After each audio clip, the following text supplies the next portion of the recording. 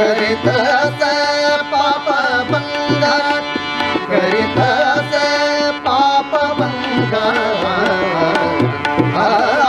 माझे माहेर पंढरी, माझे माहेर Pandhari.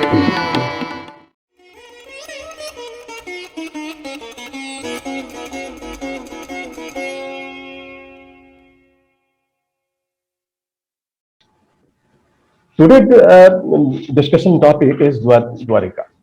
You know, Dwarika is very sensitive subject. Why it is sensitive? Because there are two different groups.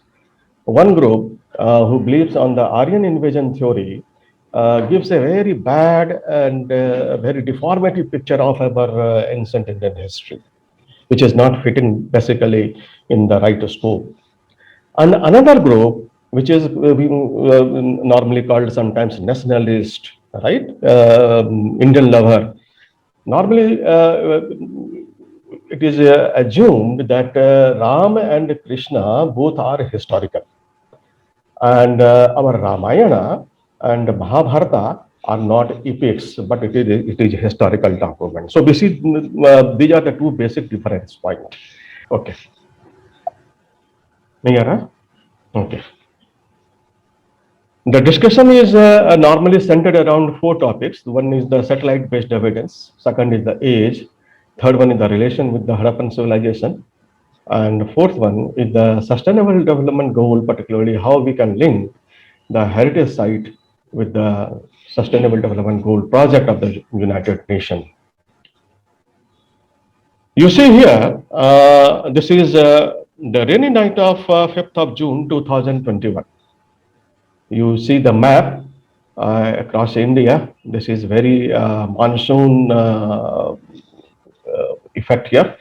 But the Gulf of Kutch, where the arrow is being shown to you, I request you to put your attention particularly on this arrow mark area, because our site of attraction is here. Okay. All right. You see, this is a map of the Gulf of Kutch. And if you see this green marked circle, this is the green marked circle. This green marked circle is the Bed Dwarika, and where basically Dr. S.R. Rao had conducted the search operation. And these three different red color circle basically is showing the search operation of Dwarika by ASI. So actually you see both Dr. S.R. Rao and both as well as ASI have been searching Dwarika in very different area. Actually, Dwarika, both the two different groups have not found the correct Dwarika. If you see this dotted line here, the actual Dwarika is here. And this total area is basically 40 different islands, which actually original Dwarika is spread here. You might see here some visual islands, and when our satellites divulge into the deep sea, you will find the original Dwarika. You see again, this is again the satellite map where you see here Okha. This side Okha is here. Then again, this side is here nearby this island. This is the Bed Dwarika. This is the Poshitra. And you see here one structure, one green structure. And this is totally submerged under sea. In 3000 BCE, this area was not deeply submerged. It was above sea level area. So every islands were visible here, right? So you see here some very visible, very scanty picture of deep-seated islands here. And all these deep-seated islands are from 100 feet to 300 feet deep-seated in the ocean water. Now you see some picture is very clear. This is our Bed Dwarika where Dr. S.R. Rao has been working here, this side. And you see here three different islands. One is this this island, particularly this is the Tiger Island, because the tiger structure is here.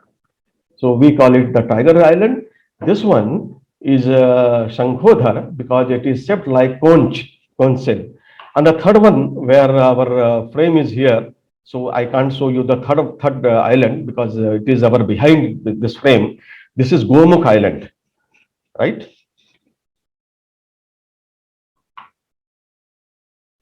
You see here, all these islands are covered with very vast wall. You see here wall. This wall is submerged underwater. This is very tall and very big wall. And this wall is particularly mentioned in Harivangsha Purana very deeply. Nobody has taken care about this wall. And particularly all these walls are covered with copper. Both the two sides of the wall are covered with copper. It is a very rare architect design, particularly not now being seen that whether any wall has been used with copper. So this is when I'm just moving towards the next slide. I just want to briefly introduce you about the discussion matter here. This is the book what I collaborated with my father and the great scholar Dr. Nasarajaram in 2000. That is deciphered in this script. When this book was published in 2000, it received wide appreciation as well as wide criticisms also. Why wide criticisms? Because at least two different universities, one is Harvard University in America and the other one is the Jawaharlal Nehru University in India. And both the two universities were very vocal against this book. Why they have been vocal? They charged my father, Dr. Jha and Dr. N.S. Rajaram, that we are supposed to promote the RSS agenda. What was the agenda? The agenda was that the entire decipherment is moving around Dwarika and Bhagwan Krishna. So both these two institutions referred that Dwarika is mythical, Bhagwan Krishna is totally mythical. So anything about this decipherment is totally negative. That is, the decipherment is not true because Dwarika is not there actually. So actually this book prompted me and gave me a very solid challenge to search Dwarika. When I received this criticism against my father and Dr. Anasarajaram. So this is one jail and I started searching Dwarika from 2000. And it took 18 years, particularly in covering entire research work of the undersea. In the Harivangsha Purana, Dwarika is described as an island released by the ocean. I have shown you already the island and it is released by the ocean. Dwarka is near the Revatak. When I searched Dwarika, so Revatak, it is near Revatak, that is Girnar, is mentioned in Harivangsha Purana. As well as the Jain literature also give a very accurate location of Dwarika. The houses were built by Krishna. It is mentioned in the Harivangsha Purana. Again, it is mentioned that it was built by architect school from the Vishwakarmas and the Mayans. It had surrounding walls. I have already shown you the walls. And houses are arranged in lines. I shall demonstrate here that how houses are arranged in lines. Right? And it is very important. It is 2.58.41 in the Harivangsha Purana. And really, when I searched the operation at Dwarika, I have found houses in rows particularly. Then Bhagwan Krishna Palace had high buildings. Really, it is high buildings. I have found the high buildings that I shall demonstrate here. That house structure and doors are of white color. Really, they have used very white set color. And it is available in their fort premises. The fort walls of golden color. Again, it is very important because the walls are covered with copper, right? So it apparently looks golden color. And it had a temple area with a separate swimming pool. Yes, obviously, near his palace, I have found various swimming pools and gardens. Again, in Bhagavad Puran, there is a city was filled with parks and gardens. Obviously, it is with parks and gardens. Regency fort of Bhagwan Krishna was gorgeously decorated. Obviously, it is 100% true. And palace had coral parrots decorated with gems. Yes, correct. And floors glowed with perpetual brilliance. I will show you the floors and how it is with the perpetual brilliance. And jewel-studded lamps dispelled all darkness in the palace. Yes, true. The Mahabharata describes again Pandavas during their exile remained here. So it is very historical. It is not any mythical. Balaramji during the MB war moved from the Dwarika using the Saraswati river. Yes, this Dwarika, what I am presenting here, is connected with the Saraswati river. Arjun after the Kurukshetra war visited Dwarika. True. In the Mausal Parva of the Mahabharata, this is mentioned, the sea rushed into the city. This is a very accurate information. I saw the beautiful buildings. This is Arjun is speaking, becoming submerged one by one. So Dr. S.R. Rao is working at the Bed Dwarika. It is not submerged. So the first qualification is that there must be one island which should 100% submerged in the water. Then that is the original Dwarika. If the island is not submerged, this is not original Dwarika. The thing is that Dr. S.R. Rao was actually, he was not at the Dwarika, but he was at the doorway of Dwarika, just like it is Bagha border. Bagha border is not Delhi. Bagha border is in between India and Pakistan. That is one area. It is not Delhi. For Delhi, you have to reach Delhi, right? It is not Bagha border is not Delhi. Similarly, the situation is there. When Dr. S.R. Rao is working, is at Bed Dwarika, it is not Delhi. For Delhi, you have to move inside, go deep inside. Okay. Now, Radha is mentioned in the Taittiriya Samhita. So all these things are that there is very good historical document, and but we have not honored. We Indians never honored all these historical documents, and we depended entirely upon the Europeans' thought and perception. Gopal is mentioned in the Vaishnavi Samhita, Kat Samhita, Taittiriya Samhita, Madhyantin Samhita, Vaishnavi Samhita. So it is the thing that Gopal, our Krishna, is very historical. It is not mythical. And Gyata Dharma Kathang Sutra from Jaina philosophy mentions Dwarika, well fortified sea trade port city. And I have shown you already the fortified city. Then one is a Trisashti Shalaka Purusha Charitra by Hemchandra, which mentions that Dwarika is northwest of Karnataka. It is again giving a very wonderful location that how you can find Dwarika. And in the old Tamil Sangam text, after Dwarika, some people moved to the South India and intermingled in the Chera lineage. It is giving a very wonderful lineage from the South India basically, and how it connects with Dwarika. Jeev Goswami in the Srimad Bhagavatam of 16th century described that the remains of Dwarika are still visible within the sea. Jeev Goswami in 16th century has visited that very spot, and he has mentioned that he himself from his own eyes have seen the ancient Dwarika. And again, Palitana plates of the Samanta Singhaditya describes Dwarika. And it is a very historical document. And Antardvip means numerous islands are there in Dwarika, and which is connected with sea routes. It is mentioned in the Sabha Parva Mahabharata, but nobody took care, give any importance on that side. This is another tiger island, which I have mentioned, because I have mentioned 3 islands to you. One is Tiger Island, another one is the Shankhodhar Island, and third one is the Gomukh Island. This is a Tiger Island, what I am showing you. And if you see here this structure, particularly this is tiger-shaped structure. And this tiger-shaped structure is attached with this Tiger Island. On this island, Bhagwan Krishna fort is situated here. I will show you. If you see this area where I have pointed my mouse cursor, this is the submerged fort of Bhagwan Krishna. And this is the total land where people's settlement have also been distributed here. So if you see this area, very beautiful glazed, brilliant stones. In the Harivangsha Purana and the Mahabharata says that Dwarika has necklace, bright necklace. Yes, this is the bright necklace you see here. And I am very much astonished. I even challenge the modern architect community to design such types of stones. That is the ceramic stones, beautiful glazed ceramic stones. I think modern architect can't design it. Never. Now you see here one Shankhodhar Island is here. This is conch-shaped island. Now still, when this entire Dwarika submerged, this our bed Dwarika, people used to call it Shankhodhar.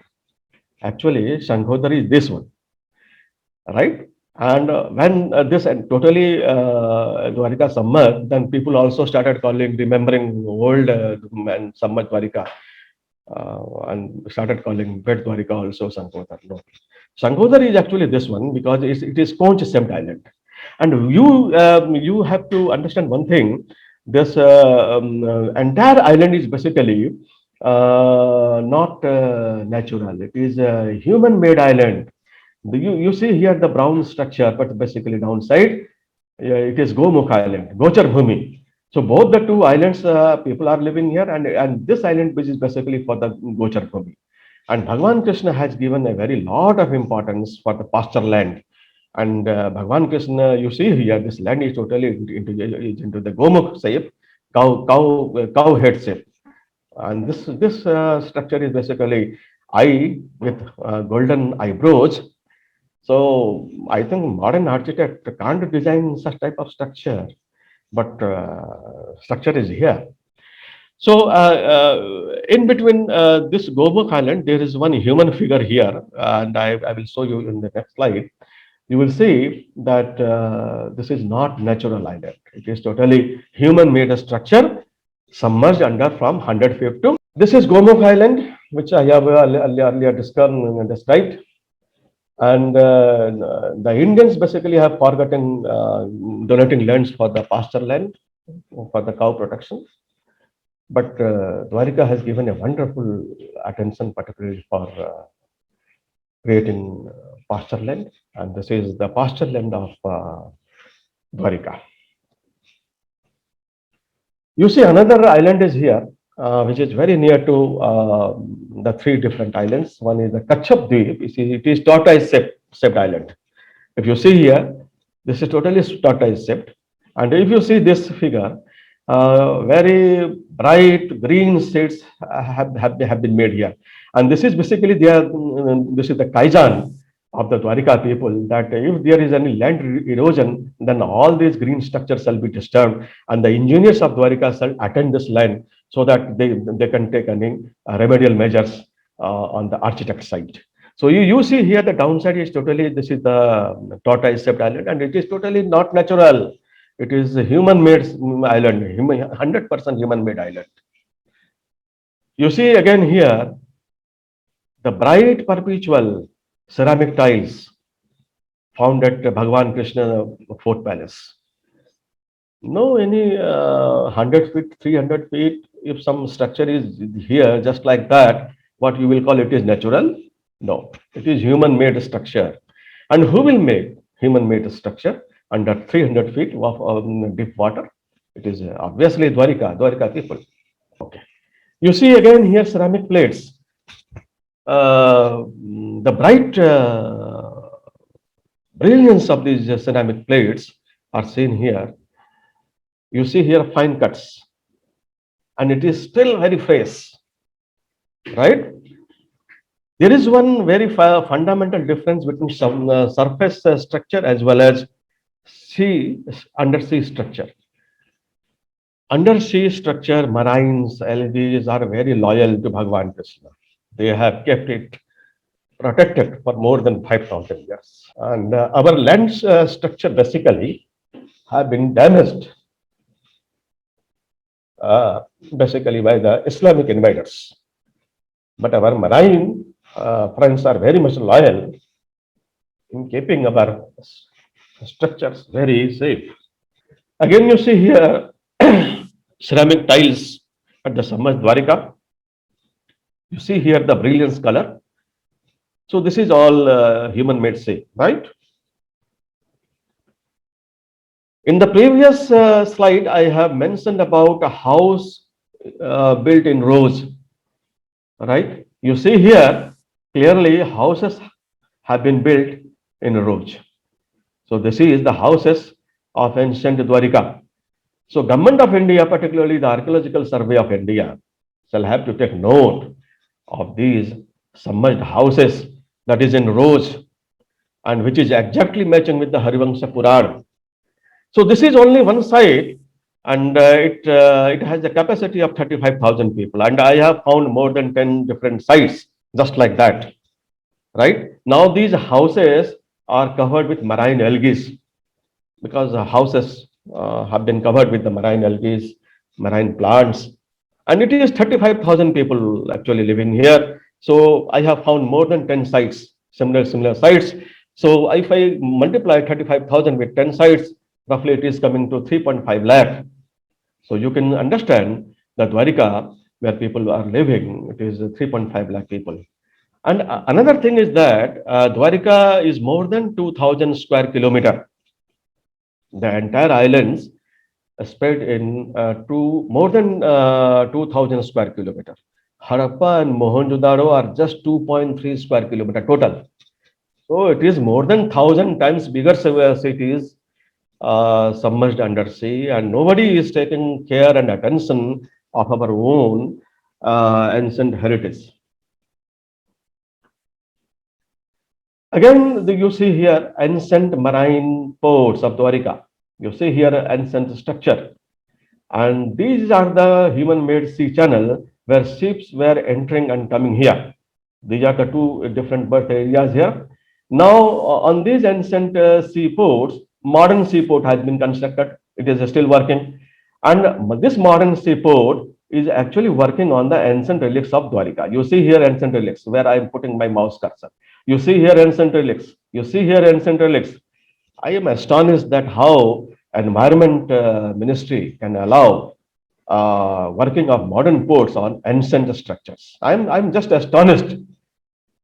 It is really working. Our system is working or not. This is required to be examined, and it is this permission particularly has been given during the I think more than 15 years back.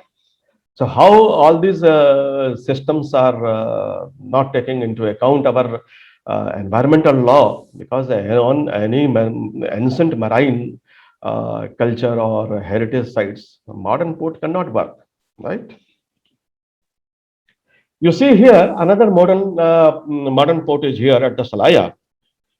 You see only modern structure is here. Hangar is here, hangar port is here, and very calm figure of ocean. You are not looking into any other structure here. But the structure is here. We will use analog technique in the satellite imaging. Analog technique is a very wonderful technique, particularly in satellite science, and which has never been used, particularly in exploring deep seabed.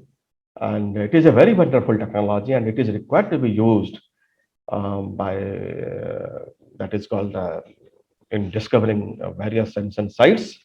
And particularly, Archaeological Survey of India has never used this wonderful tool. Next slide, you just remember this structure. Then we are going to the next structure. You see the next structure. Through analog technique, I have removed the seawater. Now what you see here, this is the ceramic structure built by Bhagwan Krishna. Fine ceramic structure. And on this ceramic structure, this is the ancient port of Dwarika, where modern port is working. It is very astonishing. I have repeated earlier that modern port can't work on ancient sites. This is quite illegal, 100% illegal. Money has made people blind, and this is the reason we are very much poor in protecting our ancient heritage culture. This is ancient heritage. This is the ancient port. And if you see here black page, if you see this black page, this is the coral. And all these corals have grown when the ceramic structure submerged under water. So first condition for growing of this coral is that first this ceramic plate structure should submerge underwater. Then the next stage is that coral starts growing on that, because it is getting a very natural environment of ceramic plates, because it needs coral structure needs some structure, and it got the ceramic plate structure. So all these coral structures, coral reefs basically have been radiodated, and it is giving a date that is of 5,100 years from current date. So it is coming to 3100 BCE. You see another port is here, which is captured by our modern port. Through analog techniques, seawater has been removed. And when we remove the seawater, we see here all boats touching the surface. And this is the ancient surface port of Bhagavan Krishna, right? You see another port is here. How beautifully designed. You see here, the top side, the ceramic plates have been colored, and it is not possible. All these colors, building all such types of color ceramic plates without using screen printing technique. So for screen printing technique means you should must have silk, and in silk you should must have color which is still preserved after even 5,000 years. Color is not faded. Color is very much brilliant, and this is the ancient port. This is another port. You see here modern port, and I think it is SR Group port, which is working on the ancient submerged island. And you see here ancient structure. And these ancient structures are being used by modern ports. It is quite illegal. You see the both the two sides. Ancient structures are here.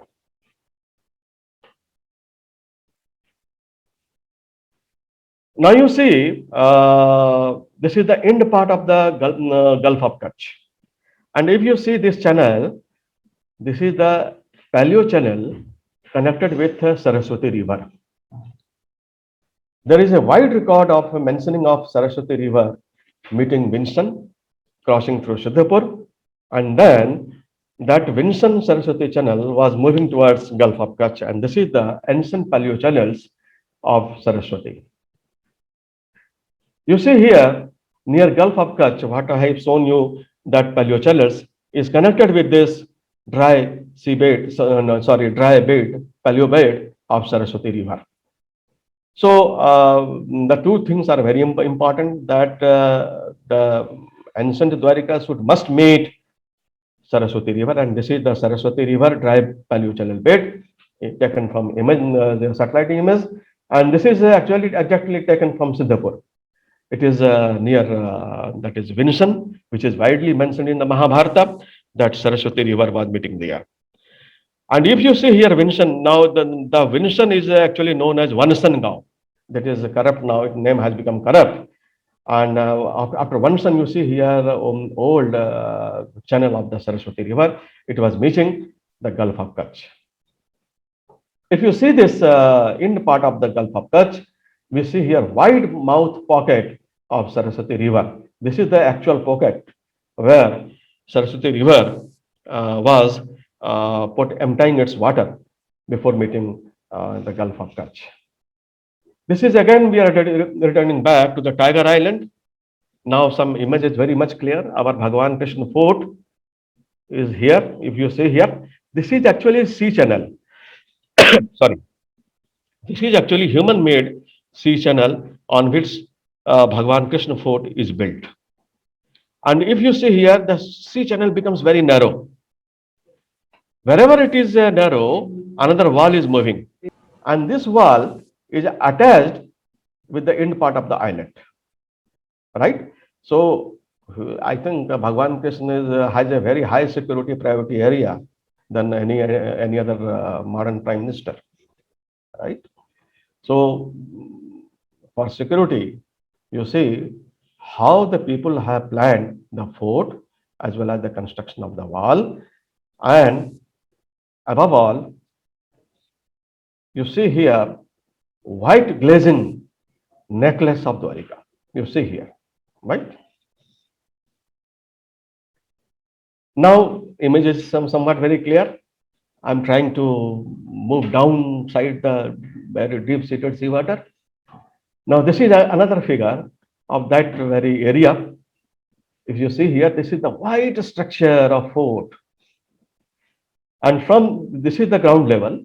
And this white lotus, that is crane bird shape built structure is the residence of Bhagavan Krishna. In between all these structures, you will see here one portico built here. This is the entrance for moving into this big structure. Right? You see here, this is the sea channel. Both the sea channels are covered with Jaisalmer stones. You see here this brown side color set stone, and this is only available at Jaisalmer. So Dwarika brought most of its stones from Jaisalmer. So nobody, it is not any natural construction that sea channels are being packed with both the two sides with the stones. So all these are human-made structures. So wherever this sea channels becomes narrow, immediately wall has just started. This is a very long, tall wall, and this wall moves down to this side in part of the wall in the island. Okay. You see here now some picture of Bhagwan Krishna fort is very clear. It is very constructed with numerous sea channels. You see here one part of sea channels with designed with fish. This is fish shaped, right? And this is the sea channel basically, and both the two sides of the sea channel packed with Jaisalmer stone. Here it becomes very deep, this side, because the green shade mark is saying that the depth is very deep here. And you see here the white shape buildings. Harivansh Puran, I have already told you that white shades are used in his fort and in his premise. And this is the white shade of Bhagavan Krishna, right? Now some zoom has been taken of about Bhagavan Krishna fort. You see here, this is entirely crane-shaped building, entirely crane-shaped building. This is at very high level. From ground level, I think it is this white-shaped building is 60 feet in height. And from this crane-shaped structure, these three different structures are also very high, further height. I think more than 30 feet height. So this three different structures basically have been used as portico. This is the entrance of Bhagwan Krishna here. So you see here, this portico has been again further. We have moved the satellite downside here. Now we see here portico very much clear. One structure is here, and in front of that structure, another one round-shaped structure is here, and again we find here one structure here. So all these structures are now submerged under water. So whenever Bhagwan Krishna is coming to this area, he is using ship. There is no any other mode of communication. So this is the way of communication of moving out of the island. So only the ship is the communication. Now again, this is wonderful one innovation of satellite, that how we can measure height particularly.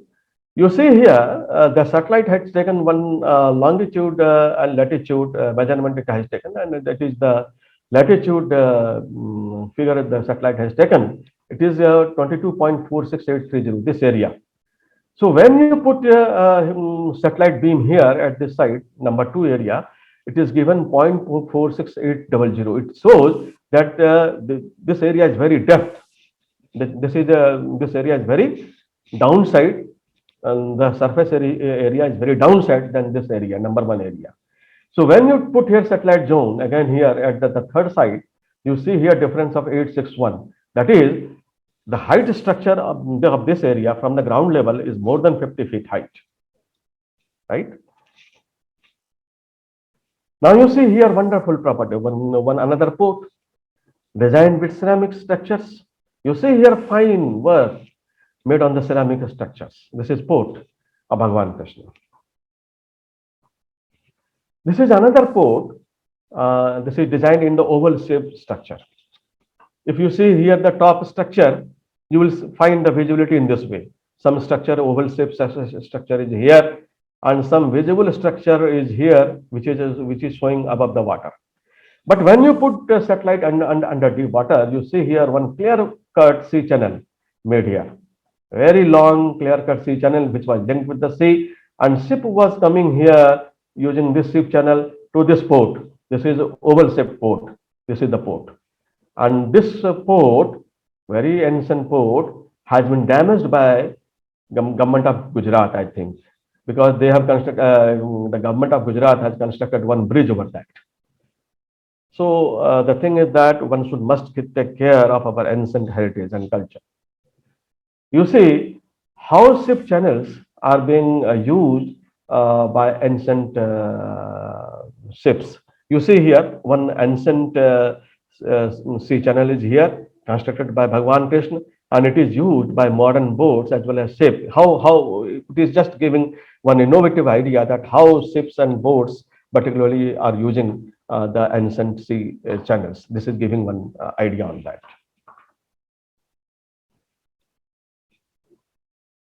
You see here, this is the immediately the sea channel, which is connected with Bhagwan Krishna Fort. You see here sides where water force is very high. The sides are packed with stones. This is the architectural innovation of the ancient people. You see here these stone packs basically covered with Jaisalmer stone. And if you see here this area, this is the mangrove area. And mangroves basically have been given very lot of importance in particularly during Bhagwan Krishna time, because why? It has been protecting this island from cyclones. Mangroves, very high built, high dense mangroves in Dwarika basically is protecting the islands from cyclone. Cyclone is very much normal, but particularly in the Gulf of Kutch area. You see here another fort is here built in leaf shape design, and the entire structure is covered with wall, right? And we see here one round structure. So it is not natural, it is 100% man-made. We see here another structure. It is covered with wall, and it is mountain shaped structure. It is a garden, pleasure garden of Bhagwan Krishna. You see here another cloud-built structure. It is covered with walls, and again here one structure is here. So it is totally a human-made structure. You see here another structure which is again covered with white-shaped walls, and one structure is here. It is now covered with marine algae.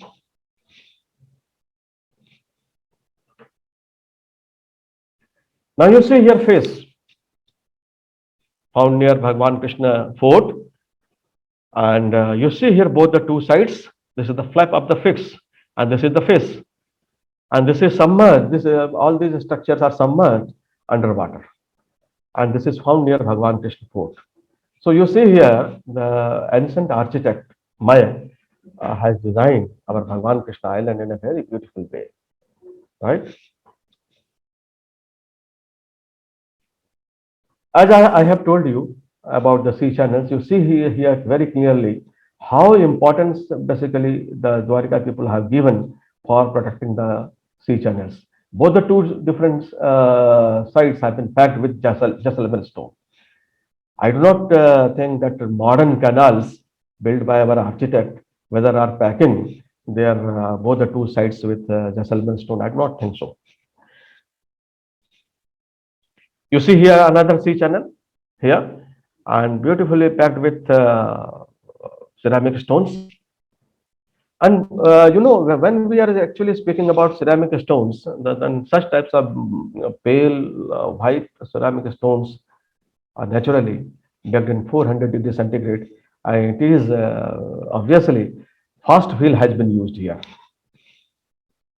You see here one picture of submerged Dwarika of Bhagwan Krishna Fort. It is the natural view what the satellite has taken. It is for 24 hours the site remains underwater. You see here this area totally submerged underwater, right? You see here another island is here. This is Ashwadeepa. This is totally horse port island. This is the port, ancient port, and designed in horse shape. And if you see here this area, this where I am putting my mouse cursor, this is long wall, which looks like in modern age, just like any cement plastered wall. And if you see here one structure at the horse crown area, This is fort. And this area totally is very bigger than Jaisalmer fort in Rajasthan. So you see here the figure of this ancient fort as well as the fort made in Horse Island, right? You see here the satellite is very near to this white structure, and you see here this is serpentine coil, serpentine like that is the wall, and you see here wall, very clear cut wall here, and trenches here, which is symmetrically very matching with the Vedic design of fort construction. Trench should be there, trenches here 100%. Then it should must be very much fortified. Yes, fortified is here. It is adequately covered with walls. Long walls are here, and again fort is here, right? You see that is the part of that very Ashwadeep. You see here wall, and you see here trench. So you can easily imagine that what is the depthness of this site, and this particular site is under seawater 300 feet downside. Now you see another sacred painting from ancient Dwarika. This is found at Bhagwan Krishna Fort. You see here root, then branch, and all these are leaves.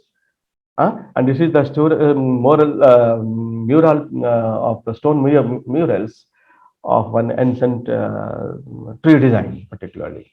It may be Kalpavriksha also. Now you see here, this is I have taken from Okha. Dwarika is mentioned very widely that it is a fortified wall. What we have seen that this wall at Okha is connected with Dwarika, right? You see here the ancient structure of the wall. One wall is moving towards Karachi at Pakistan, and another wall is moving towards Mumbai via Surat. So at Mumbai, one is a very important place that is called in between Vasai and Virar, who is actually from Maharashtra, will locate this area very clearly. That just like mad, I have visited 100 times Vasai and Virar. 100 times Vasai and Virar. Because I got some clue that Bhagwan Krishna has some relation at Nala Sopara. It is still for Mumbai, it is Nala. But for me, it is Sopara, ancient Sopara, right? So now it is still, that station is named as Nala Sopara. Basically, this is Sopara port, and it is constructed by Bhagwan Krishna. And this port basically has the submerged wall at that port side area. You see here, this is the ancient wall which I have captured at the Mandavi. This wall is going towards Karachi at Pakistan. You see here ancient wall, very pale white structure, still visible at Karachi. This is coming from Dwarika. And you see here I have taken this satellite image at Khambat. It is near Piram site, and this wall is moving down, right? And it has been taken at the Daman site. Daman. This is the pale white structure. This is the ancient plinth of the wall. And this wall actually is moving towards Nala Sopara. And this is the wall is seen under in the satellite. This is the Nala Sopara ancient wall structure taken from satellite. And you see, this is one image which has been taken from Khambat. You see, ancient walls have been found here. This is the ancient wall structure at Khambat, and this actually wall structure is coming from Dwarika. And this wall structure is moving towards Nala Sopara. So in this way, you see what importance particularly Bhagwan Krishna has given to protect the original Dwarika, number one. Number two, different port sites have been fortified. Surat at one time has been a very important fort, and it was a part and parcel of Dwarika. Similarly, in Nala Sopara at Maharashtra, was a part and parcel of ancient Dwarika. So it was also fortified. You see here another Okha Madhi railway station is there. Okha Madhi railway station in Gujarat. What I see, this was the sacred passage of Bhagwan Krishna.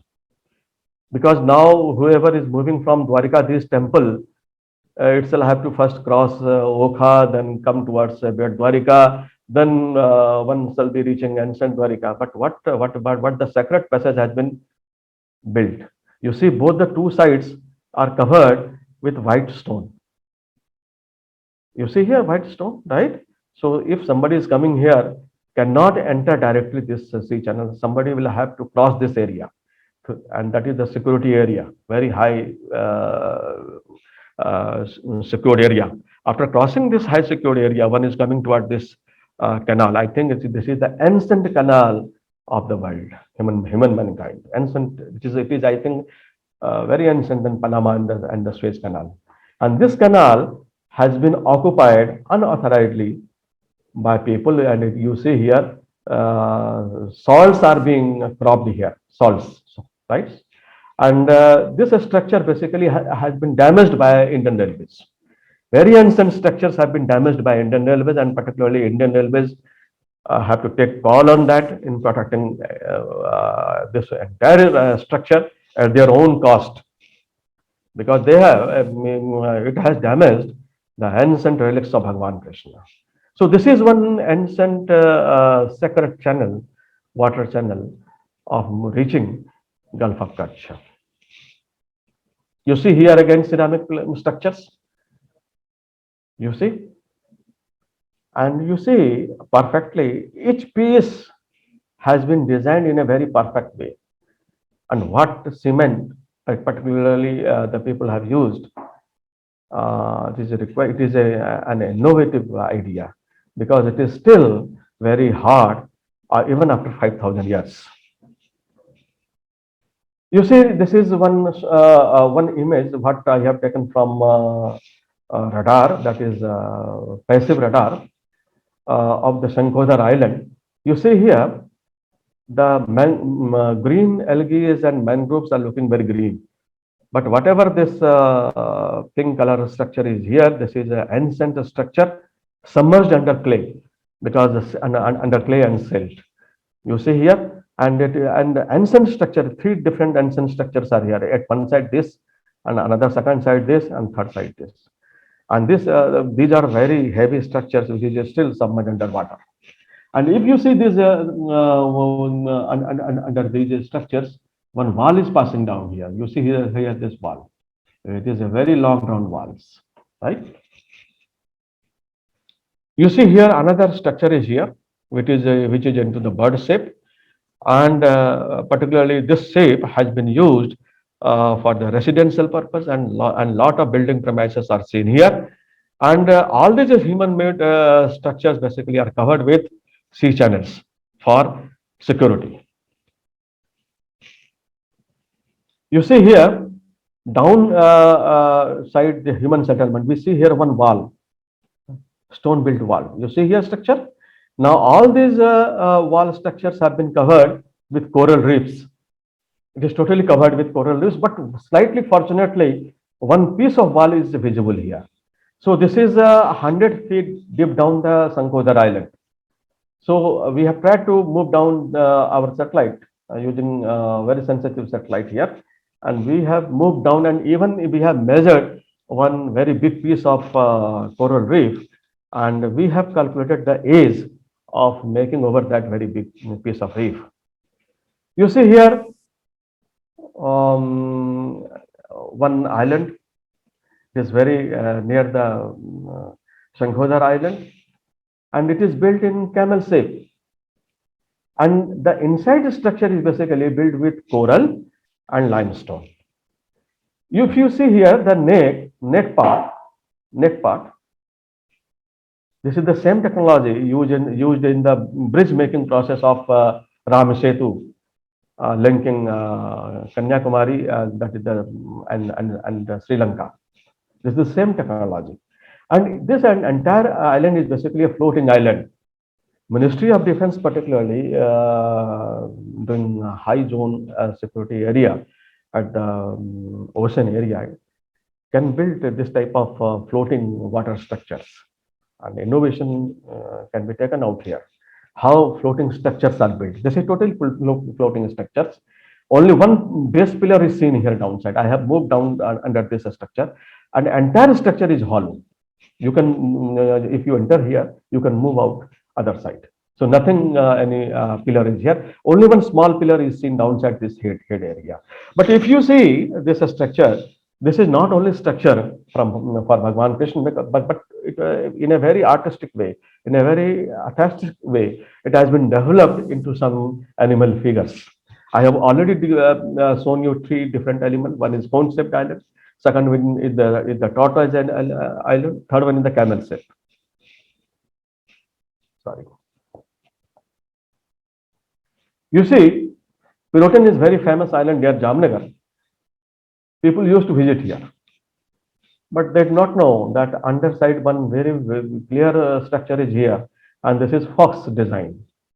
You see here, fox design structure is here, and this island is basically covered with a very long wall, right? And the side has been covered with beautiful structures, right? You see here the same nearby this structure, one another island is here, and this is the buffalo shaped structure. So you see, this is the 40 different islands, and each islands have been converted into animal shape, some defined shape. So this is the test and the selectivity of ancient people. Sorry. Now we are coming to the age particularly. You see here, when we discuss about age, people have given a very miserly figure of our ancient literatures. They have given a very wrong figures. Mahabharata is mythical. Ram is mythical. Krishna is 100% mythical. They shall not, all these figures shall not enter into the minds of the people who believe in the Aryan invasion theory. And this is the reason they have given a very cheap, dirty, and bogus figure about the Rig Veda. Rig Veda is more than 10,000 years old. Why? It is very simple. In satellite dating, what I shall demonstrate here, it is coming around 3100 BC. You just put one another date, 2500 years, then you shall reach towards the Ramayana age. Then you add another 2500 years, you shall reach the Rig Veda age. This is very simple. So the one side is the 10,000 BCE. This is the age of the Rig Veda, and second side, this is the Mahabharata and the Harappa. Mahabharata age coincides with the age of Harappa. Dwarika, what I have presented, I have shown to you, this is the capital city of Bhagavan Krishna controlling Harappa and Mohenjo-daro.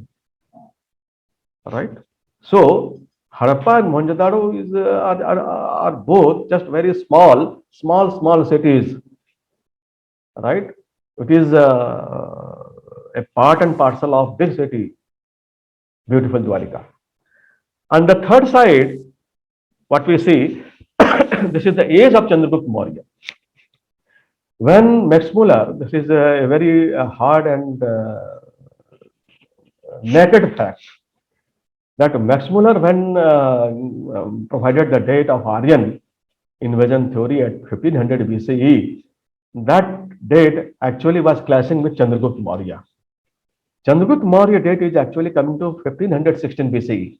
It is not 323 BCE, right? So Alexander, who invaded India, Alexander is not great for me. Alexander, who invaded India, actually he is the contemporary of Samudragupta. He is not the contemporary of Chandragupta Maurya. Why? Chandragupta Maurya age is 1516 BCE, and Samudragupta is the contemporary of Alexander. So all these things are there. There is a very serious need of age calibration from Chandragupta Maurya to Rig Veda.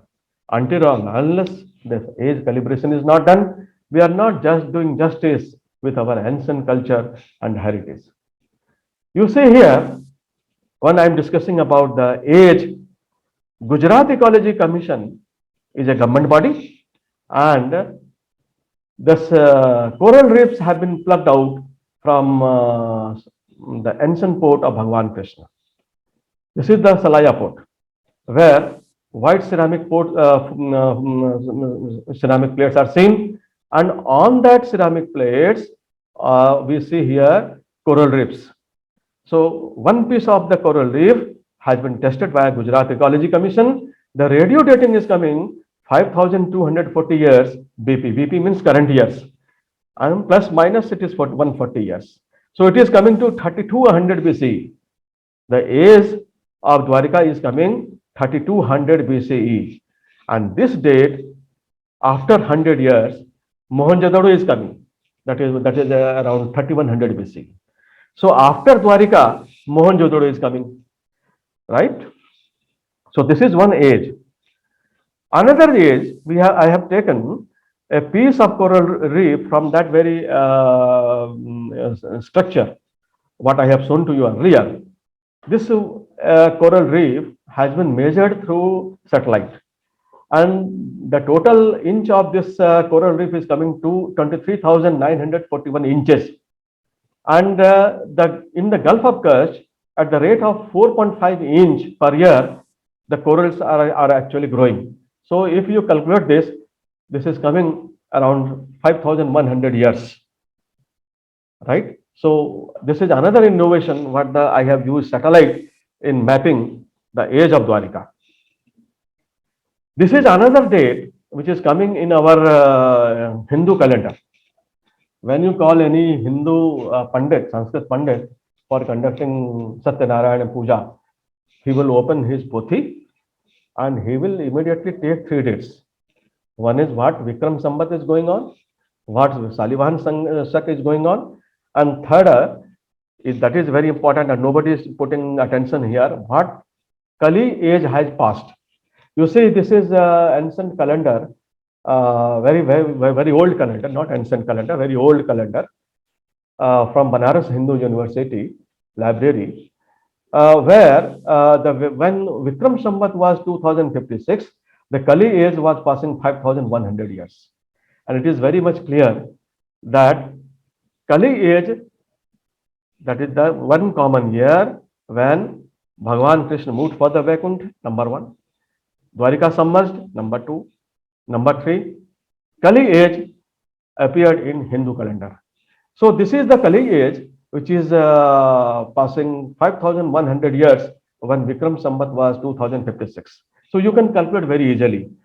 On April 13, 2021, total Kali Samvat what has been passed is 5,123 years. So when you deduct current year 2021 from this year 5,123 year, it will give you a date 3102 BCE. This is the date when Dwarika submerged under water. This is the date, this is the year when Bhagwan Krishna moved for the Vaikuntha. And in the Mahabharata there is a wide record that 36 years from the date when Dwarika submerged under water, if you add 36 years, then we come down to the Mahabharata war date. So if you add here 36 years, it is coming to 3138 BC. So everything is very clear. Another factor is that one is Dr. Vedveer Aryaji, which is working particularly on the ancient chronology. So I have given here 3 dates. One is the satellite radio dating. Another one is the coral reef mapping, the diameter mapping of the coral reef. And the third one is the ancient calendar. Both are coming, both the 3 dates are matching with 3100 BCE. Another dating, particularly that is called the astronomical dating. Nilesh ji is also working on that site. Vedveer ji Arya ji is very accurate with my radio dating, as well as the satellite dating, as well as the Hindu calendar dating. His dating is very much matching with all these innovations.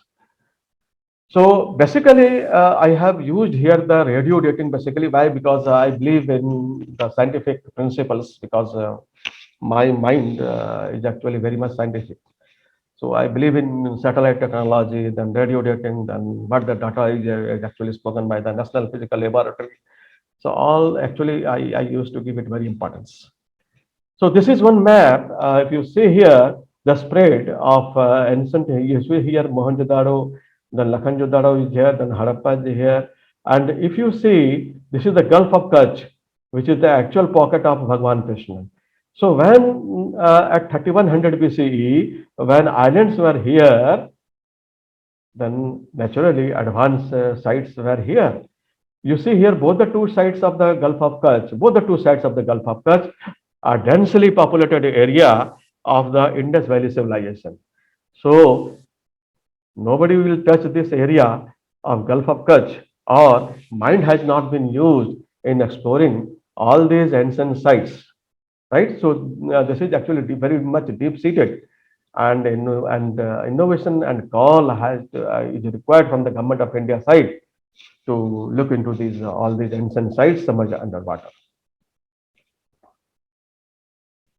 Now, what is the relation with Harappa and Mohenjo-daro?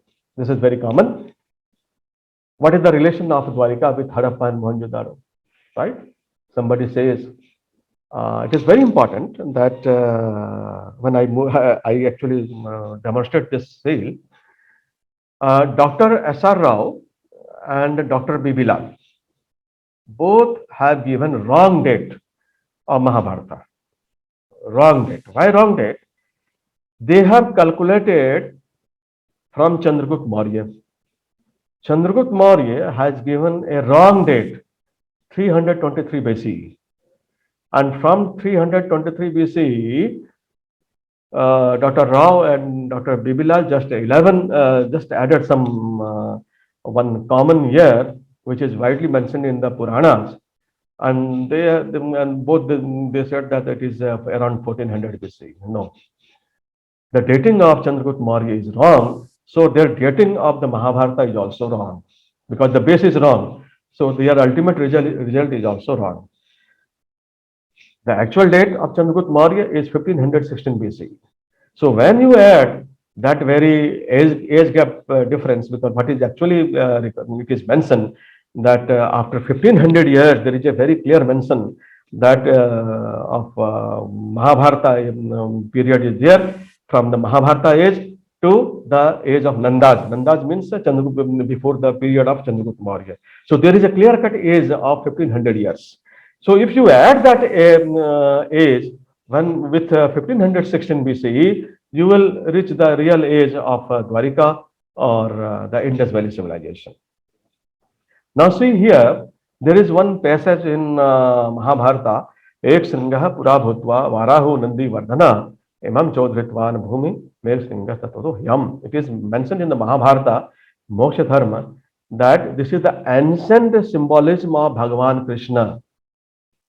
Bhagavan Krishna is in the form of Ek Shringa. Ek Shringa is an ancient symbolism of mixing bull as well as horse. You see here horse figure. This is the horse head, and bull is added here. And on that two different structures, one symbol has been added here, that is called the unicorn symbol. Bible actually mentions monoceros, and Bible has defectively identified it with unicorn.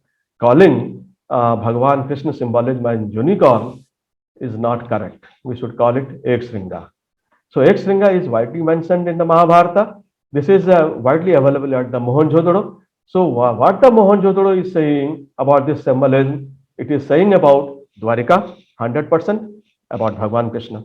So anything if is spoken about Bhagavan Krishna, naturally it is saying about Dwarika. So Harappa and Mohenjo-daro both knows Dwarika 100%. This is another evidence from Mahabharata. And particularly this seal has been found, very important this seal. This seal has been found by Dr. S.R. Rao from Bet Dwarka. And Dr. S.R. Rao is saying that this seal is the identity card of Dwarika. He is 100% correct. Because Bet Dwarika is the doorway of Dwarika.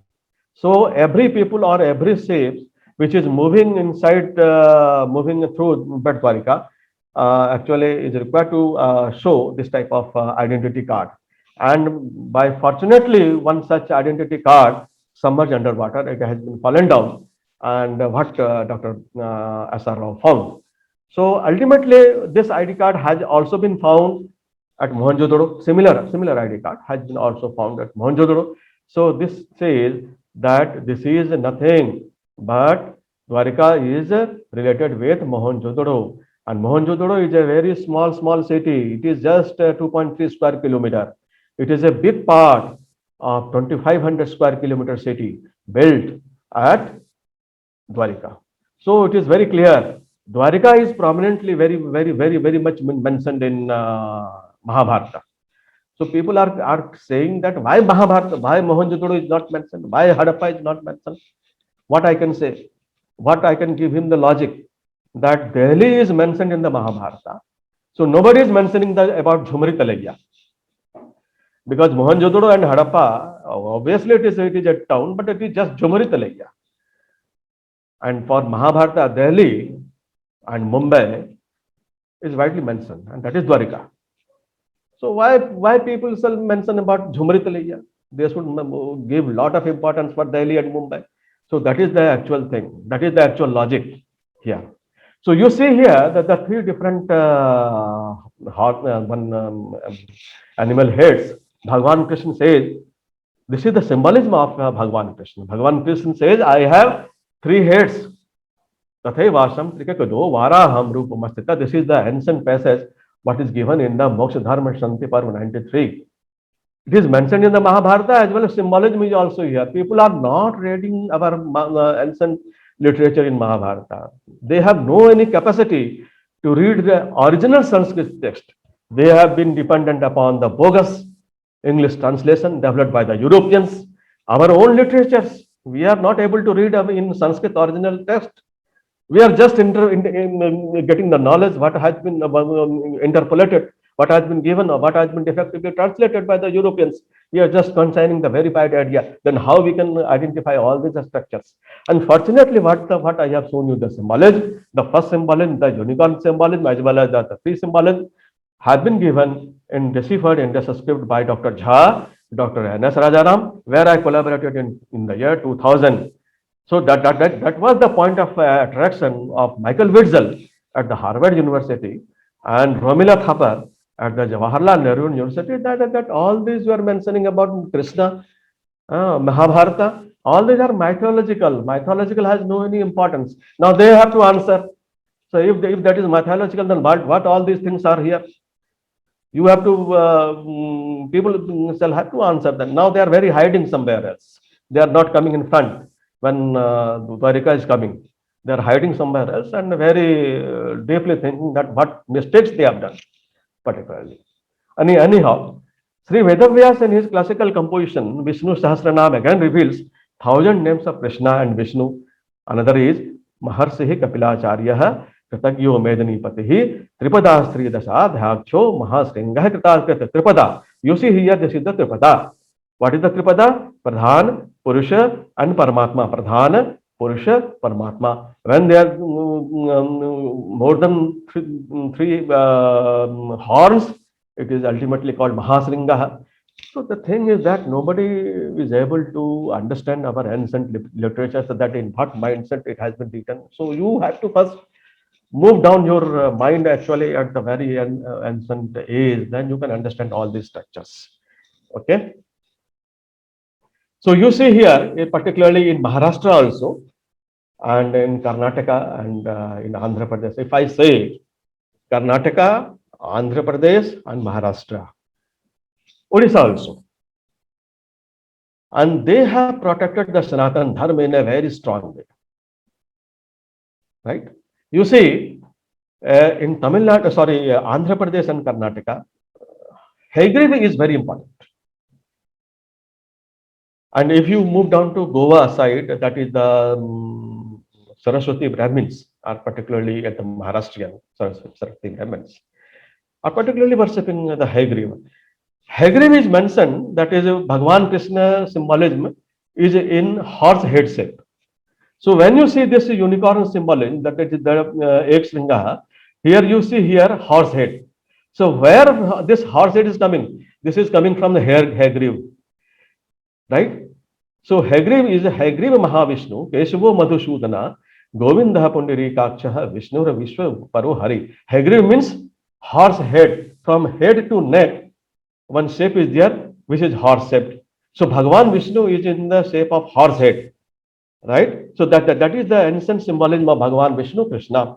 So you see, if you are Haigreve, Haigreve is also called Mahavishnu, number one. Haigreve is also called Keshava. Keshava means Bhagavan Krishna.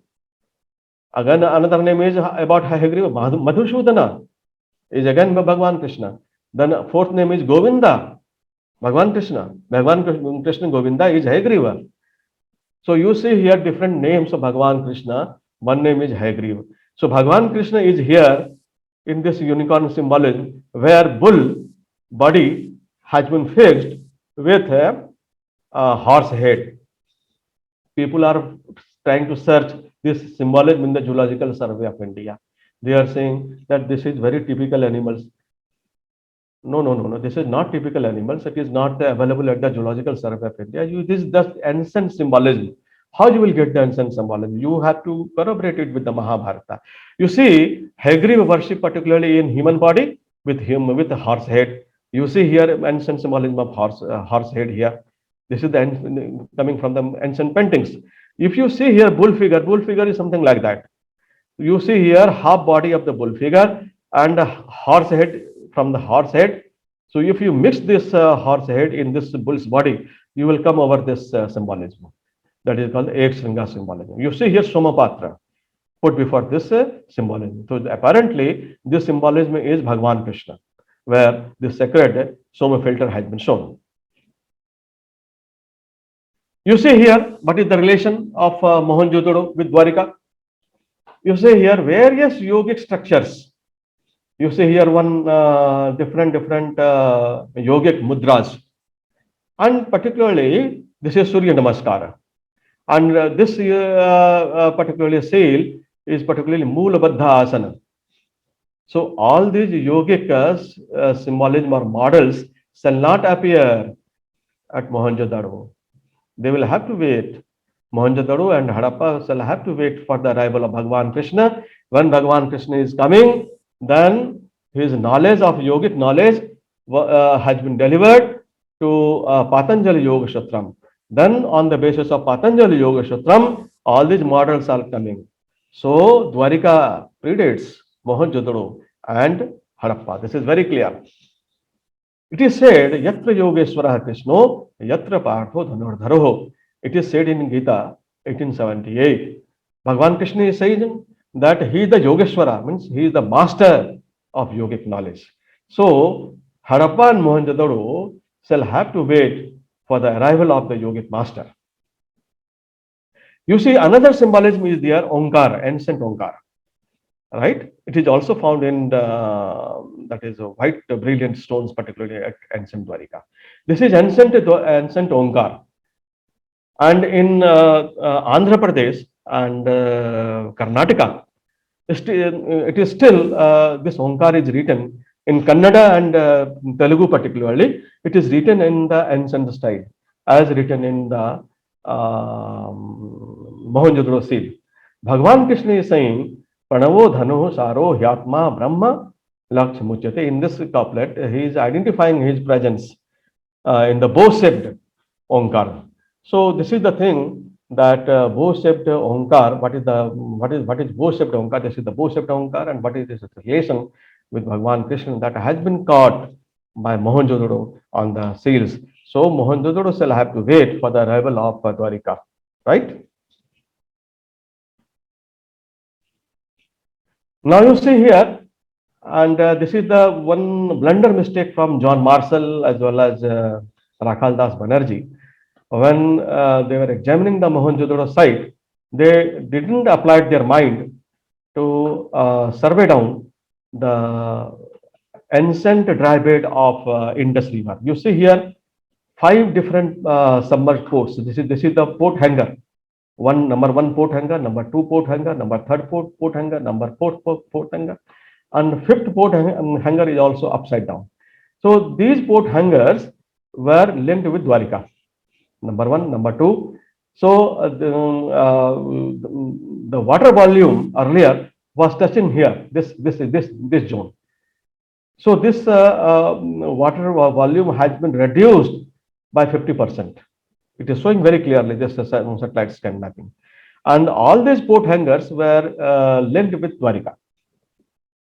So Mohenjo-daro shall have to wait for Dwarika, then these types of beautiful port hangers can appear here. Lothal, Dr. S.R. Rao had said that it is Lothal is port, but I do not think it is port. It is used for different purpose. So Dr. S.R. Rao is wrong here that Lothal is ancient port. No, Lothal is not any ancient port. That very birth area where Dr. S.R. Rao has identified that it is ship is coming here, it's very small. So you see here Mohenjo-daro port hangers. This is actually the port hangers of ancient Mohenjo-daro and Harappa. So this has not been taken into account by John Marshall and Rakhal Das Banerjee. Now in Pakistan, all these port hangers are unauthorizedly occupied, and the call has to be taken by government of Pakistan in protecting the ancient ports. You see, we are talking too much about protecting about ancient Dwarika, but the fund-starved Archaeological Survey of India, it is just waiting. It is a very poor organization, very clearly poor organization, because it is fund-starved organization. It has no funding for excavating or moving for or discovering about the ancient heritage sites. But what we can do, we can link our ancient heritage site with tourism. And this is also obviously very clear-cut plan of Modi government, where ancient heritage sites are linked with tourism. So when we link ancient site with Dwarika, ultimately tourism industry shall generate revenue, and that revenue we can use in conserving the long more than 2,000 square kilometer of Dwarika, because ultimately fund is very important. Then how we can generate funding? This is ultimately tourism, where we can develop funding site. And this tourism particularly shall provide sustainable development goal for giving lot of employment opportunities for the women, particularly for the women and poor youth surrounding the Gulf of Kutch.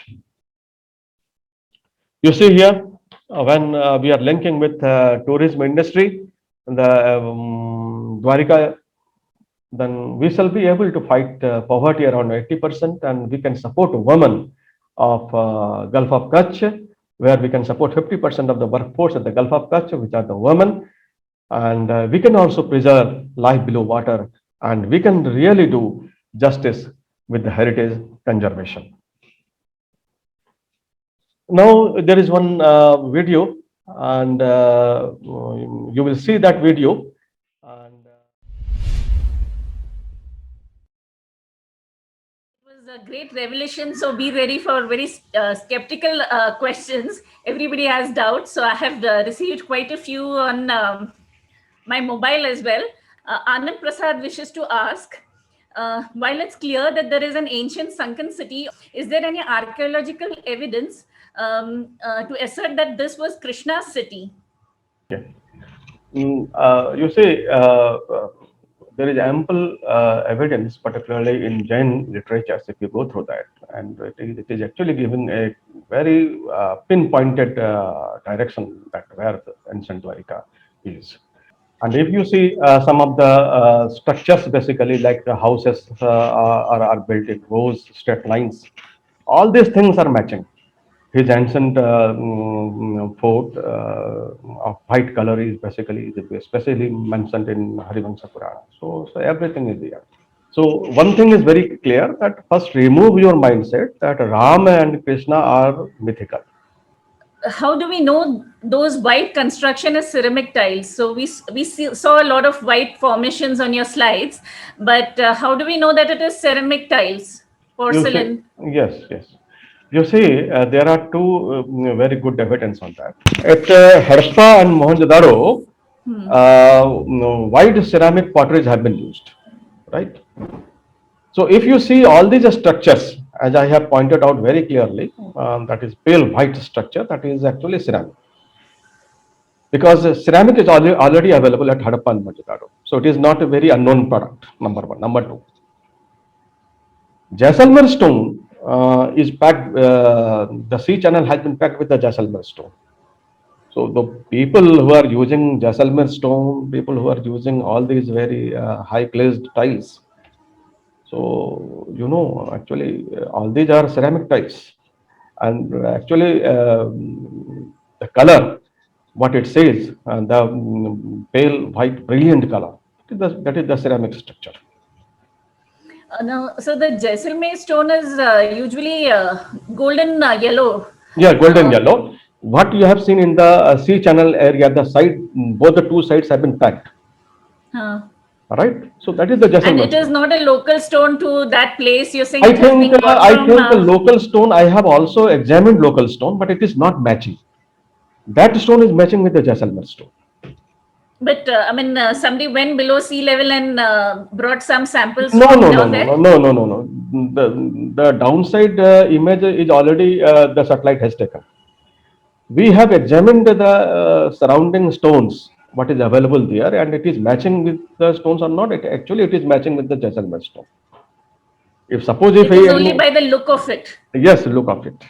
That as a practicing lawyer in environmental science and devotee of the Lord Krishna and Vrindavan, so it's my duty to help.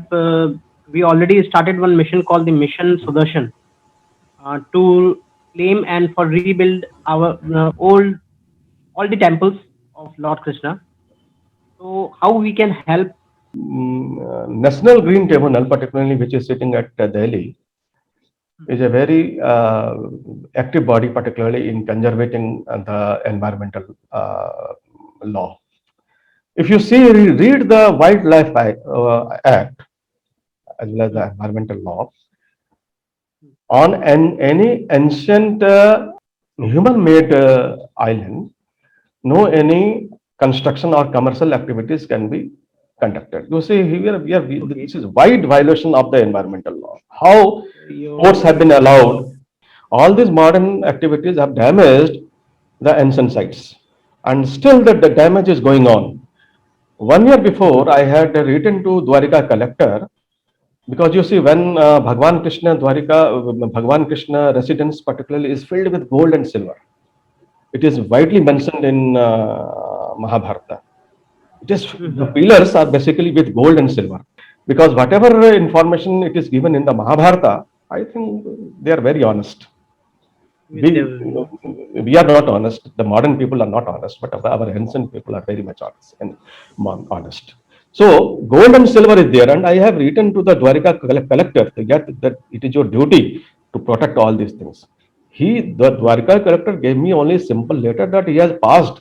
He has worked as a postman, and he has asked the Baroda ASI to take care about that. Through the satellite, I have seen numerous activities downside there. Divers are there. What these people are doing there? 300 feet, 200 feet. What these people are doing there? And all these sites are submerged in the last 5,000 years. National Green Tribunal can take one sumoto action on that, and it can give direction to the government of India, particularly as per the Wildlife Act, as well as also the environmental law, where clear specification is there that any modern activity or human activity is not permitted there, and it is very clear. It is not permitted as per environmental law or as per the Wildlife Act. And the entire Gulf of Kutch is totally now protected as marine national forest. It is now no human's land island. But still, human activity is in there. Ships are moving there. Commercial ships are moving there. They have damaged the ancient sites. So it is the call of the people that until or unless they are not very sincere or about their heritage, because you see now we have to think about our future generation which is now coming. So everything should must be made very clear and perfect for the future generation. One grove kind of a structure you have shown, which you have said there are rows of, this is a city with some 35,000 residents. I had a little doubt because it was only one row, and it may have been overgrown with whatever vegetation, but for a city we must have a crisscross pattern or the grid kind of a pattern. It was only one row. If you have to communicate or travel between the city, if it was the city, don't have you have only one directional roads, then you don't have any grid pattern roads, which seem little doubtful to me. The grid area has been totally covered with the marine algae, but you see very clearly straight lines, and it is a very clear and perfect. Another area also, just like Harappa design and Mohenjo-daro design, the cities are there, but it is totally covered with the marine algae. If one side of lines are visible, the other grid pattern lines should also be visible. Only one side lines can't be covered. That is a doubt which came to my mind seeing that picture. No, you say for the residential purposes, different designs have been used, not only grid pattern, different designs have been used. So this is one design. There are 10 different designs of cities. So I have only shown you only one. Okay, I don't know much about it. I'll have to study. That's what I wanted to get in touch. The second thing is, Dwarka is around 50 to 100 years as per our tradition and the scientific evidence. Yes. Just a reference, because this is in the Gulf of Kutch area. We had discovery announced in 2001, 2003, 9,500-year-old city in Gulf of Khambat along the Sunken Paleo Channel, if you extend Narmada and Tapti, and the dating given that time was 7,500 BCE, which in some YouTube videos they say is Krishna's Dwarka, but this must be the post flood period cities sunken much earlier. Just for a reference, what's your opinion on that? You see, ancient walls moving from Dwarika is passing through Khambat and moving towards Mumbai. That is Nalasopara area. And another wall is moving towards Karachi. So the ancient walls have been found under Gulf of Khambat. That is obviously very 100% true. But the age dating, what is mentioned here, I think it is not correct. It is required to be calibrated as per the scientific dating. Number one. Number two, before Dwarika, if you add the period of Ramayana as well as also the Rig Veda, that impact is also there, because Surat is very ancient port, and from the age of the Rig Veda, the impact is seen here at Surat. So ancient relics, as far as the ancient relics is concerned at Surat, ancient walls is very much clear, which is coming from Dwarika. That is in chain. That is very clear. And but another structure or another relics, what people have found there, may go downside to the Rig Vedic age. No doubt. I'll read out the question. How do we know the islands are man-made structures, such as the Gau Island or the Kachap Island? Is there any scriptural evidence that suggests islands were man-made? Are there references to these island names available in scriptures? You see, particularly the modern history, the trend of the modern history as you read it, and the history as understood by our ancient people, we should honor the trend of history writing by our ancient people. Every minute detail they have not given. They have hinted just in code word. They have said beautiful Dwarika, but they have not detailed what is beautiful Dwarika. They have said about the necklace of the Dwarika. So similarly, you have to identify that how all these structures are developed. You see, when Sankhodar is there, that is a concept island, it is not possible by natural. Similarly, Tiger Island there, Tiger Shape is there. This is also not possible by natural. Gomukh Island is there, where eyes with eyebrows have been shown. It is that is artificial. Similarly, Kachap Island is there, that is artificial. Camel Island is there, that is artificial. Horse Island is there, that is artificial. So There's a little bit of a confusion. You mean to say those structures are man-made, not yes, the islands, right? The island, I mean, Dwarka sunk below, so the island is not man-made. It's the structure which is. island was developed as per artificial standard because No. If Dwarka itself was above ground and it sunk later, then Hmm. how can you say that they made the island? no. I understood. That is a structure that is actually a very small land mass has been developed into a huge structure. This is the science which we have lost. How a small land mass is developed into a long structure. Because if you say tiger structure and the Shanghodar structure, there is a very underground brown type of structure. This is all entirely human-made structure, made with a coral as well as a limestone. So this is totally human-made structure, developed on small land mass. Can you have some guesses for what the overall the outline of the technology that was used to make these small masses of land into larger land masses? Yes, land masses are basically ample data basically has been taken at the Ram Setu.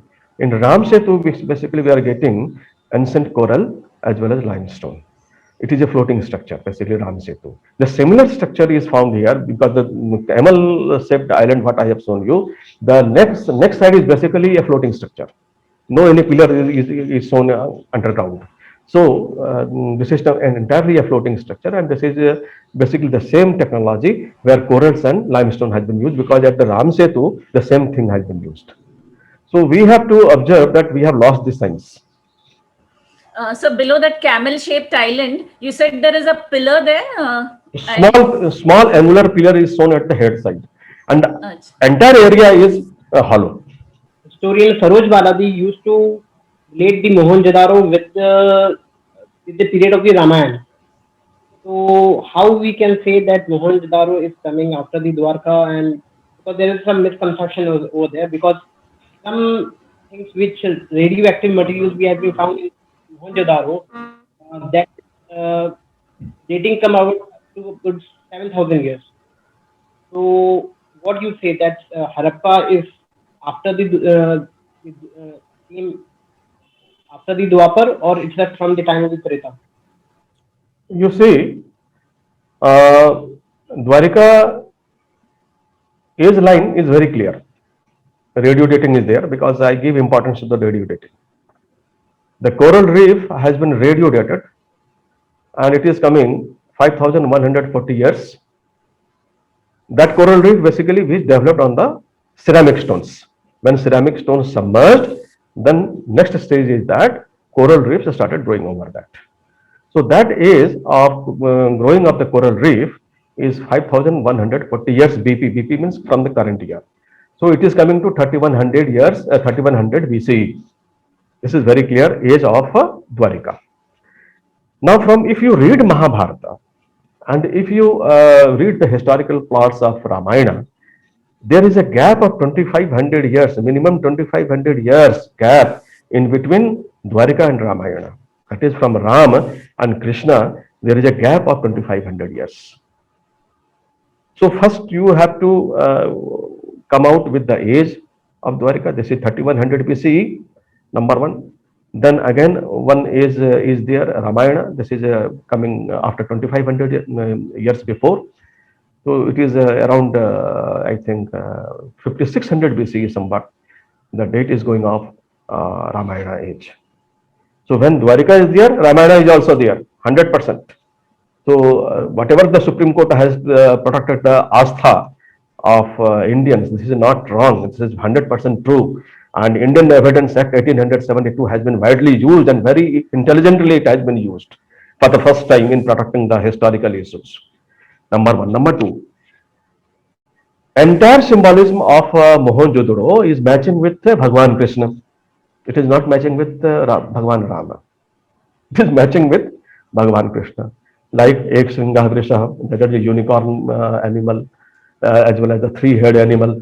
That is the identity card what Dr. S. R. Rao found at Bedwarika. The same identity card has been found at the Mohenjo-daro. So what is said here, that Mohenjo-daro, Harappa Mohenjo-daro knows Dwarika and Bhagavan Krishna very well. And for them, Ramayana age is very old. That is 2500 years before that. So in this way, you have to understand the things. He says there is a new technique called LIDAR, LEADER, which has recently been used to reveal underground archaeology of Mayas. So can this technique be used for the site of Dwarka as well? You see, I know LIDAR technology. This is called LIDAR technology. And what I say, the analog technology of the satellite is very unexplored technology. It has not been properly used by the Archaeological Survey of India. This is very new technology basically. And this is also very new technology for the Ministry of Defense, particularly in hiding or taking into account the submarines, right? That is seated below the sea water, very deep seated water. This technology can be used. Nobody has used the mind here.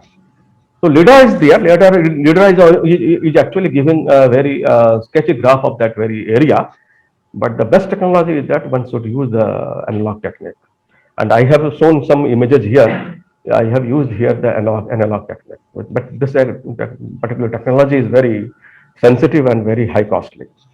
Achha. So had you collaborated with ISRO for getting these satellite images, or how had you? I have used my mind. I'm a very little resource person. Right? No, that the actual equipment and the no, I have depended upon technology. I have depended upon the technology from America. From America. America.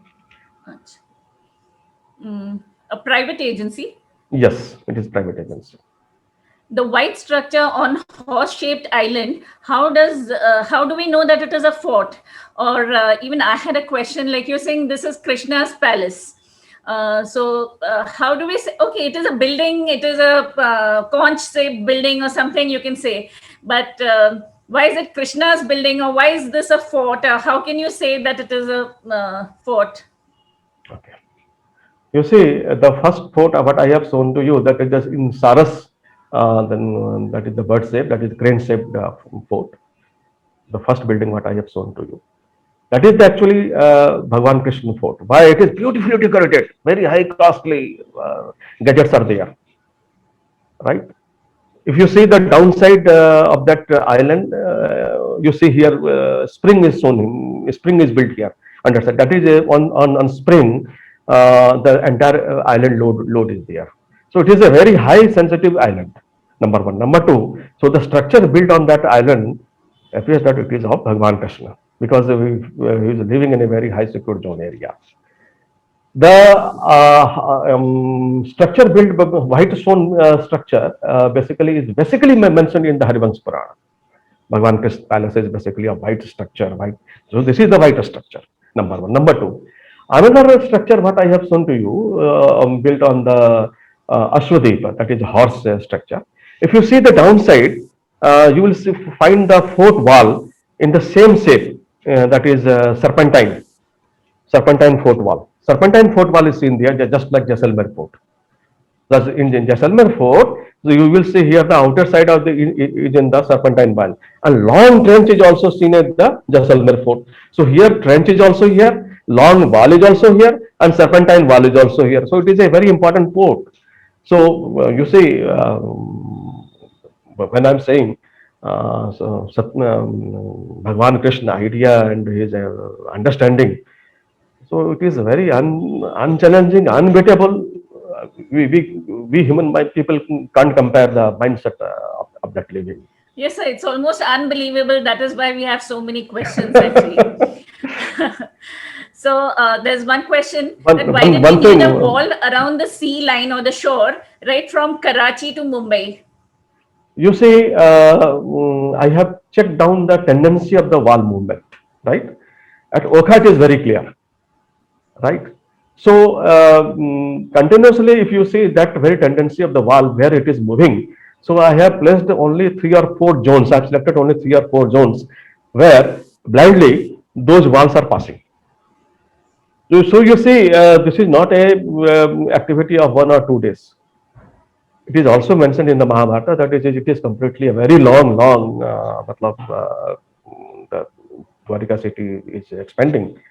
So we really see it is not up to Okha. It is going beyond that. What could have been the need for that wall? You see, need for that wall means at that time, one thing is that for protecting the commercial excise, commercial custom, the duty is there.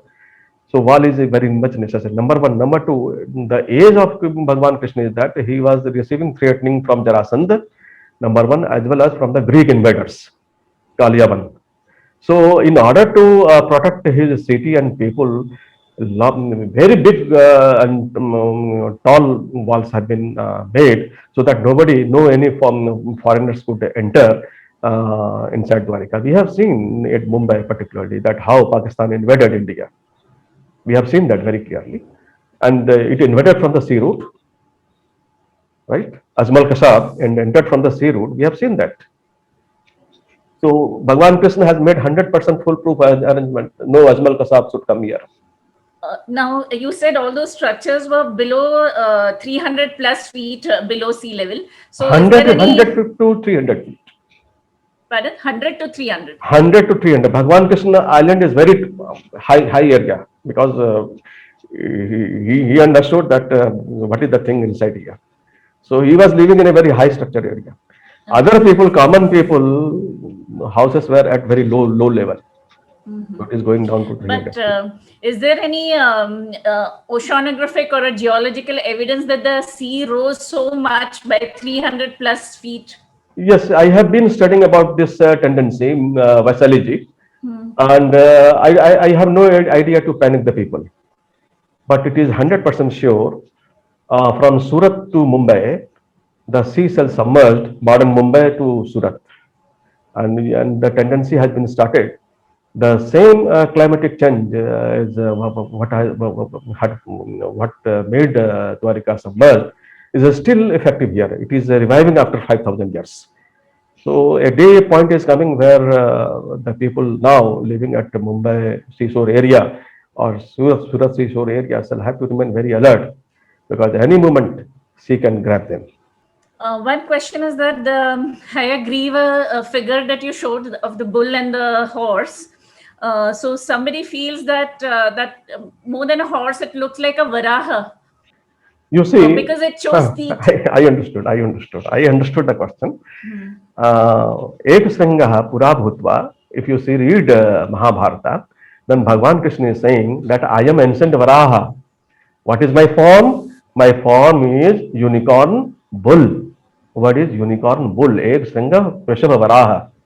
So if you see the symbolism, Ek Sringa is there with one horn. It is very clear. Number one, Soma Patra is there. So Varaha means there is also another evidence found at Mohenjo-daro where Varaha symbolism is there and unicorn is mentioned in the body plate. So it is saying that this is the same unicorn which is matching with the Varaha. So Mahabharata is also saying the same thing that Varaha means Ek Sringa. Saraswati river in the Mahabharata had stopped reaching the sea. There are some references, it seems, of the drying up of Saraswati. Does the dateline match? You see, my father, Dr. Jha, and Dr. N.S. Rajaram, in deciphered Indus script, has given a very lot of data from the Landsat satellite. And I believe on that data. Landsat satellite is saying that around 1900 BCE, there has been a very long years of drought. It is about 400 years of drought, long drought. And this drought is widely mentioned in the Mahabharata. Number one, the Mahabharata is matching with the satellite data. Number two. Number three, I have found numerous mollusk ship shell at the dried bed of the Saraswati river. And mollusk ship is normally found particularly in Ganga-like river, which is connected with the Himalayan island, Himalayan land. So it is available only in the face, that is called the mollusk ship shell. So it is widely available at the Saraswati Panyo channel. What I have found at Vinson as well as the Siddhapur. I have found numerous mollusk ships there. So this is actually saying that water volume was here, just like Ganga, because mollusk sheep is only available at the water that is Ganga like water volume. The dating given by my father, Dr. Jha and Dr. N.S. Rajaram in deciphered interscript, that is at 1900 BCE, it was dried completely. If I have shown you the Mohenjo-daro port, where water volume is reduced to 50%. It was 100% when the water was touching the port area, because now port is on the dry land. Totally, 5 ports are on the dry land at the Mohenjo-daro. So it shows that 50% volume has been reduced, water has been reduced. The same climatic effect reduced the 100% volume of the water. So both are matching. That is, Balaramji, when Mahabharata war was going on, he moved from Dwarika and then entered the Saraswati river. So when water was here, he used this route. So Saraswati must meet Gulf of Kutch. This is one prime evidence. Second one evidence is that it was disappearing near Vinson. It is also said in the Mahabharata. Vinson I have showed here where the ancient paleochannels are there of the Saraswati river. So everything is here. Sachinji, you had a question. You had put up your hand and then you put it down again. Do you want to ask? There will be that question I'll ask. There are some follow-up questions now. One is about 300 feet submergence. Here I had a point. The 300 to 400 feet submergence of the coastline took place after the ice age ended, not during last 5,000 years of the thing. It happened 12,000 to 9,000, where I mentioned those two cities which are not the coastal cities, which have been in NIOT Chennai in 2000 to 2001 doing the groundwater under oceanographic studies for pollution, located two very big sites which were dated by the material found, which was also published in Journal of Oceanography in 2002. Those two cities were dated. BBC announced it in 2001. If you still Google, you will find 7,500-year-old BCE sites found in Gulf of Khambat. That was the two cities which were on the now submerged paleo channel of Narmada Tapti if you extend them into the sea. So that those two cities submerged around 9,000 years back. They are around 170 to 200 feet. Those kind of submergence took place, and this has been studied geologically how the submergence took place. There is a good work done by Graham Hancock. He has published books. He has published his video series where ancient ice age kingdom submerged, where through all scientific geological data they have tried how at what time what submergence took place. So 300 to 400 feet of submergence totally took place, mostly after the end of ice age, not in last 5 to 7,000 years, including the Sri Ram Setu. If it is 7,000 year old, it should have been 400 feet below the sea. It is only shallow sea which is above that. So that particular point of data I don't agree. And the other thing is about the identity of Vinchana. There are so many paleochannel which ISRO Jodhpur Center has tracked all throughout the Jaisalmer, Jodhpur to Saraswati, submerging in around Dwarka. There are numerous paleochannel which have dried up over 10,000 years history. Vinshan is always identified east of Kurukshetra, which was a very big ritualistic site which is identified with present-day Kalibangan. So the identification of Vinshan here, which is east of Kurukshetra, cannot be taken to Gujarat. There were many places where it disappeared. The traditional site of Vinshan is in present Ganganagar district near Suratgarh district, in where we have the archaeological site of Kalibangan. That is one point. Other point is the submergence of 300 feet during Krishna's time is not possible geologically.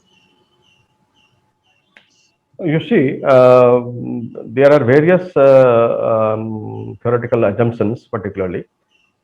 The first thing is that when I started working here, then I have taken the base work of the radio dating.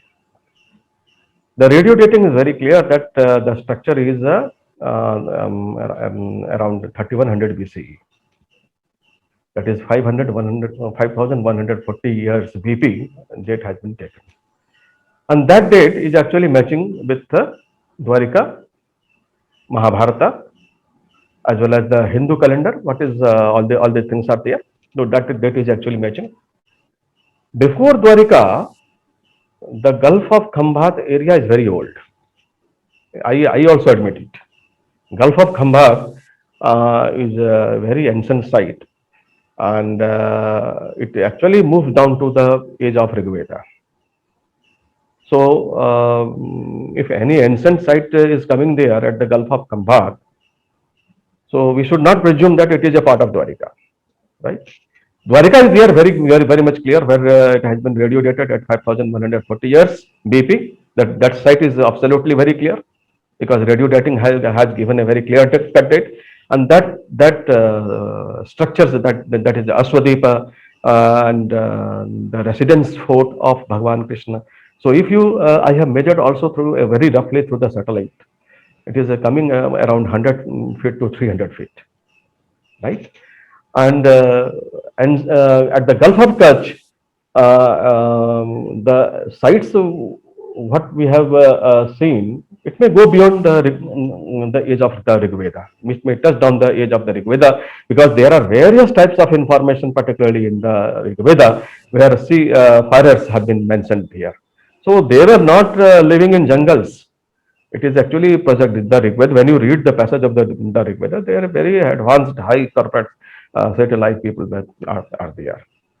So don't presume that Rigveda, if Rigveda and Rigveda age is here, they are very living in jungles. Another thing, what you have said about Saraswati, you see, there is a wide mention, particularly of Saraswati, in about the Vinson, that it is at the deep desert area. So deep desert area is the Kutch. It is found near Kalibangan. Who has decided it? What is the evidence? So every people has different perception of mind. My perception of mind is that this is the exact Vinson, where mollusk ships are found in abundant quantities at the Vinson, number one. Number two, Vinson and Vinson, both names are matching. Number third, it is exactly very near to the ancient desert. This is the Kutch desert, which is where Vinson is seen, and it is very near to the Gulf of Kutch. So it is not a Kalibangan. Kalibangan site, what we have seen, that is a contemporary of Mahabharata site, and it is a very Ashwamedha Yajna has been conducted at the Kalibangan site. So Kalibangan site Vinson is not there, because for Vinson, there must be a very nearest point where Balram could move from Gulf of Kutch and can catch easily the Saraswati river channel during the Mahabharata war, his pilgrimage what he has undertaken. So Kalibangan is far away. Mahabharata, Balramji shall not move down to Kalibangan for moving on the Saraswati. He will have to come down to a very nearest point, and that is the Vinson, Siddhapur channel of the Saraswati river. What we see here.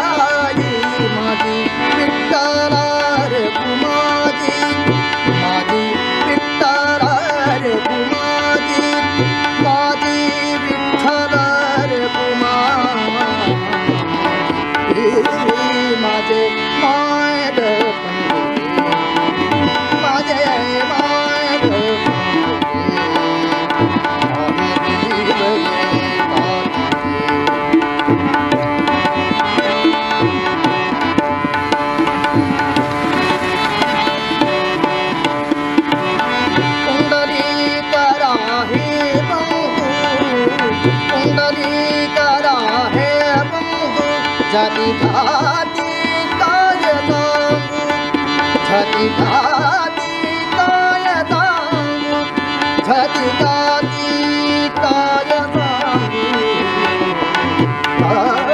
माझे माहेर माझे माहेर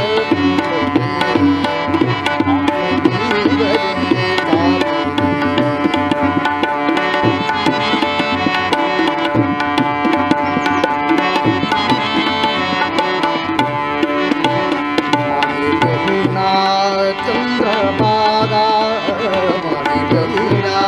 चंद्रभागा करीत से पाप बंगा करीत से पाप बंगा करीत से पाप बंगा करीत से पाप बंगा माझे माहेर पंढरी माझे माहेर पंढरी आहे बिगडे कापुरी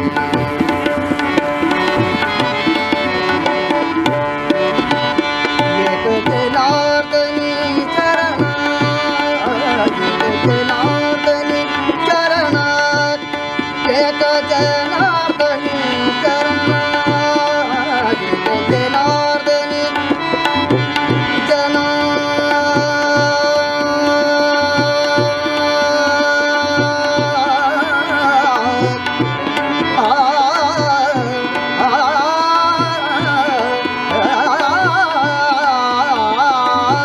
एक जनार्दनी चरणा एक जनार्दनी चरणा एक जनार्दनी चरणा कधी माहेराची आठवण कधी माहेराची आठवण कधी